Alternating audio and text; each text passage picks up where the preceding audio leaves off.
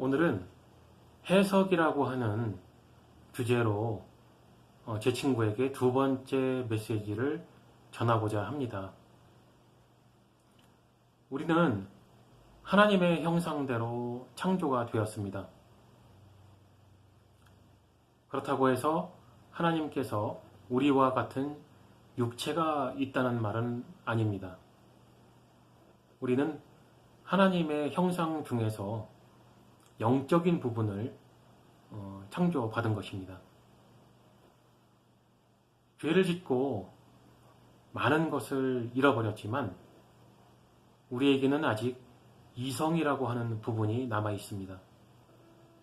어떤 현상을 보거나 사물을 보거나 이 세상에 존재하는 것들을 바라보았을 때 사람은 해석을 하게 되어 있습니다. 그것이 옳은 해석이든지 틀린 해석이든지 반드시 해석을 하게 되어 있습니다.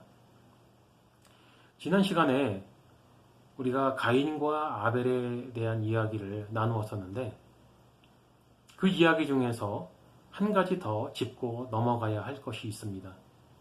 그것이 바로 해석입니다. 가인과 아벨은 부모님으로부터 하나님을 어떻게 섬겨야 하는지 또 제사는 어떻게 드려야 하는지 교육을 받았습니다. 그러나 가인과 아벨은 서로 다른 해석을 했던 것입니다.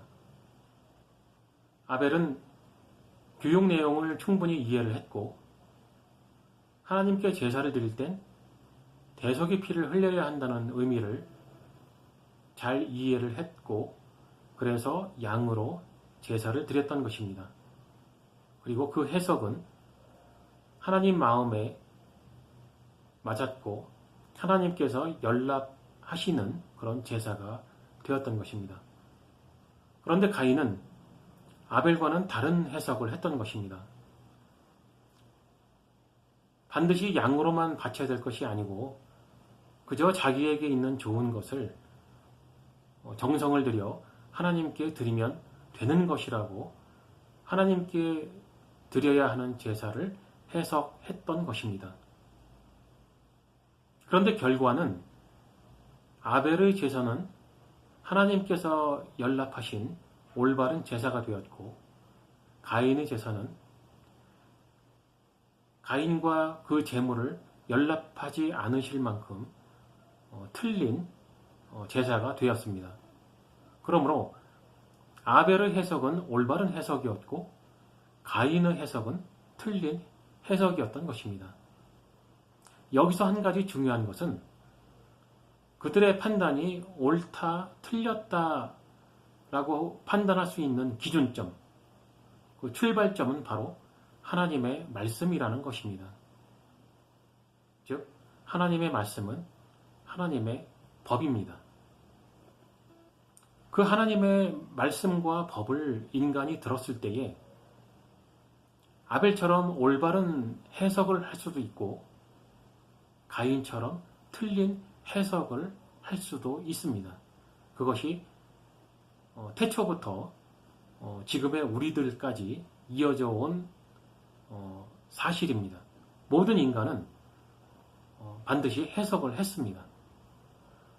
그리고 구약 성경에서도 마찬가지이지만 수많은 선지자들이 하나님의 말씀을 이스라엘 백성들에게 선포했습니다. 그러나 그 말씀을 들은 이스라엘 백성들은 올바른 해석을 했던 사람이 있는가 하면 틀린 해석을 했기 때문에 멸망에 이르기도 했습니다. 신약 성경에서도 마찬가지인데요. 우리 주 예수 그리스도께서는 우리를 구원하시기 위한 수많은 메시지를 전해주셨습니다. 그런데 그 메시지를 들었던 초대교회 사람들이나 또 지금 현재의 우리들이나 올바르게 해석을 하는 사람이 있고 틀리게 해석하는 사람이 있습니다.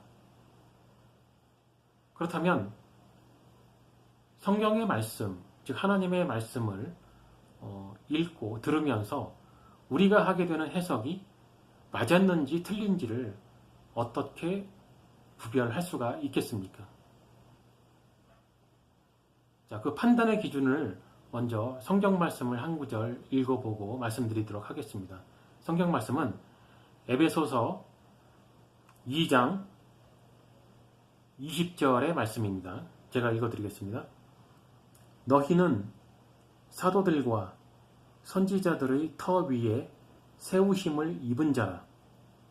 그리스도 예수께서 친히 모퉁이 돌이 되셨느니라. 그렇습니다. 사도 바울은 무엇이 올바른 해석인지 우리에게 가르쳐주고 있습니다. 신구약 성경에 기록되어 있는 그 말씀들 중에서 수많은 선지자들과 사도들이 그 말씀에 대한 해석을 해 주었고 또 성경 말씀에 기록이 되어 있습니다. 그리고 그 해석된 말씀을 근거로 하여 교회가 세워진 것입니다. 그러므로 우리는 성경 말씀을 읽으면서 우리가 해야 할 해석은 선지자들과 사도들이 이미 해놓은 해석의 범위에서 벗어나지 말아야 한다는 것을 알아야 합니다. 성경 말씀을 잘못 해석하고 있는 집단이 하나 있는데 여러분들도 잘 알고 계시는 여호와의 증인들입니다. 한 가지 예를 들자면 그들은 군대에 가지 않습니다. 그들은 사람들에게 이야기하기를 사랑의 하나님이 사람을 서로 죽여야만 하는 전쟁을 좋아할 거라고 생각하느냐? 라는 질문을 합니다. 그런데 우리가 구약 성경을 읽어보면 알겠지만 하나님께서는 많은 전쟁을 명령하셨습니다. 예를 들어 이스라엘 백성들이 이집트의 노예 생활에서 벗어났을 때에 이집트라고 하는 땅을 벗어나고 이 가나안으로 향하고 있을 때에 하나님께서는 이스라엘 백성들에게 군대를 조직하라고 명령하십니다. 그리고 무장을 하라고 명령하시고 이스라엘 백성들의 길을 막는 어떤 특정한 민족들과 전쟁을 해서 죽이라고 명령을 하십니다.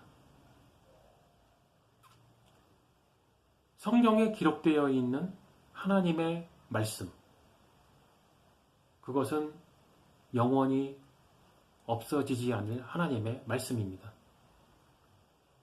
그러나 여호와의 증인들은 자기들이 생각하는 하나님의 이미지는 전쟁을 명령한다거나 무장을 하고 이민족을 죽이라는 명령을 하는 하나님이 아닌 거죠.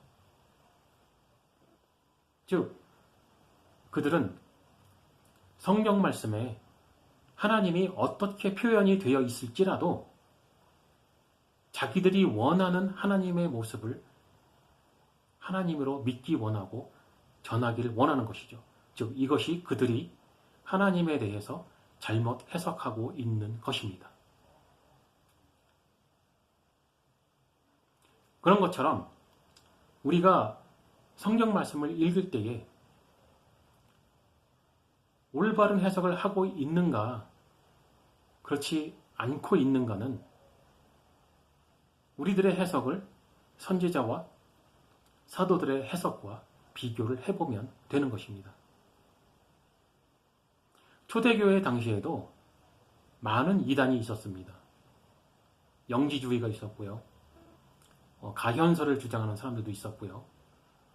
가현설이 무엇이냐면 예수 그리스도께서 이 땅에 계셨지만 우리와 같은 진짜 육신을 입고 오신 것은 아니다.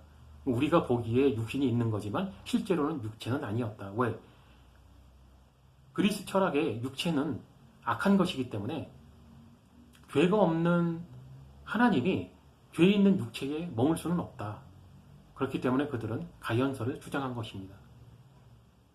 마찬가지로 그 수많은 이단들은 하나님께서 전해주시는 올바른 메시지를 올바르게 해석하기보다는 자기들이 원하는 하나님의 모습으로 해석하기를 좋아했던 것입니다. 그래서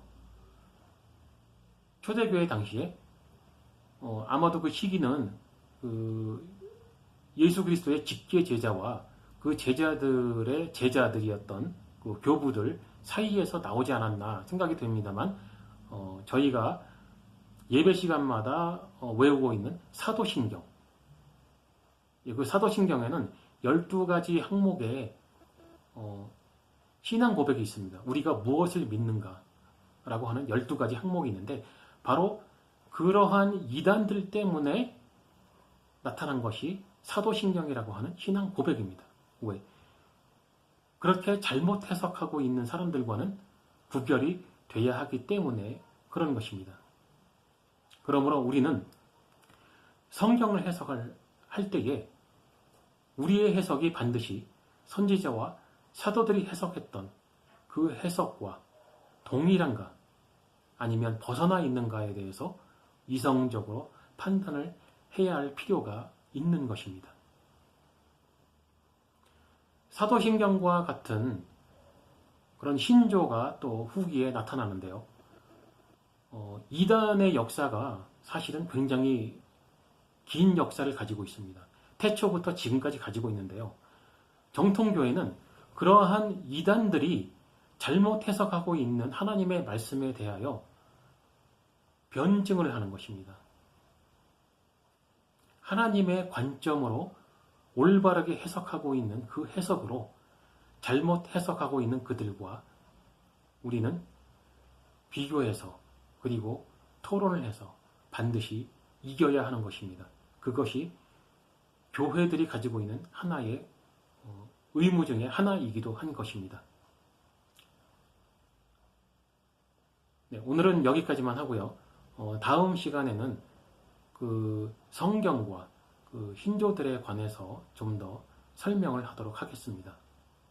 감사합니다.